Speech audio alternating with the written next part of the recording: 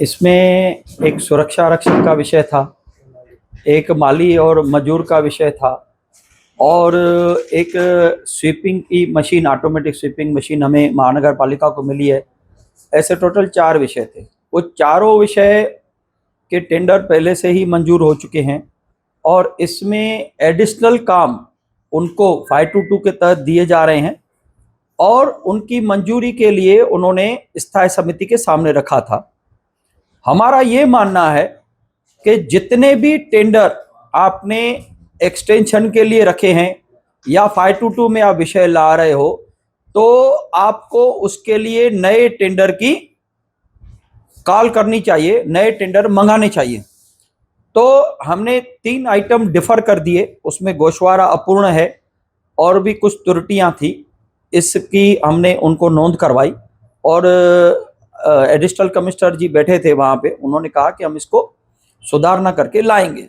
लेकिन एक विषय में वोटिंग हुई, उस वोटिंग के बाद वोटिंग में शेरी लुंड ने क्रॉस वोटिंग किया और शिवसेना के पक्ष में उन्होंने वोट दिया और 522 में 2 मशीनें कोणार्क इंफ्रास्ट्रक्चर नामक कंपनी को चलाने के लिए दी गई।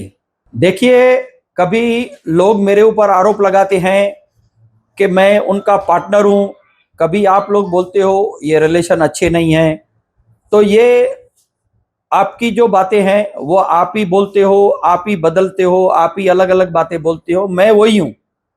जो हमारा कहना है कि आप टेंडर निकालिए, टेंडर में जो लोएस्ट कंपनी आएगी उसको काम मिलना चाहिए। आप बिगड़ टेंडर दिए, 2024 में उनको टेंडर मिला है, आप 2026 में गाड़ियां मंगा रहे हो और उनको 2026 में वो गाड़ियां मेंटेनेंस के लिए और चलाने के लिए दे रहे हो, तो ये ठीक नहीं है। ये 522 का ही एक रूपांतर है, ये 522 ही है, बिल्कुल गैर कानूनी है।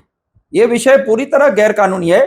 3 विषय को उन्होंने डिफर ले लिया, वापस ले लिया कि हम फिर से लाएंगे सुधारना करके, और एक विषय को उन्होंने वोटिंग की और वोटिंग करके उन्होंने पास करवा लिया। लेकिन इसका मतलब ये नहीं है, मैं प्रशासन को कहूंगा, अगर आप बिगड़ टेंडर के 522 में वर्क ऑर्डर दोगे तो उसका खामियाजा आपको ही भुगतना पड़ेगा।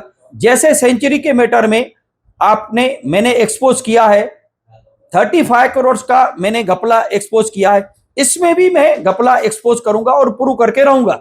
वो तो पार्टी डिसीजन लेगी।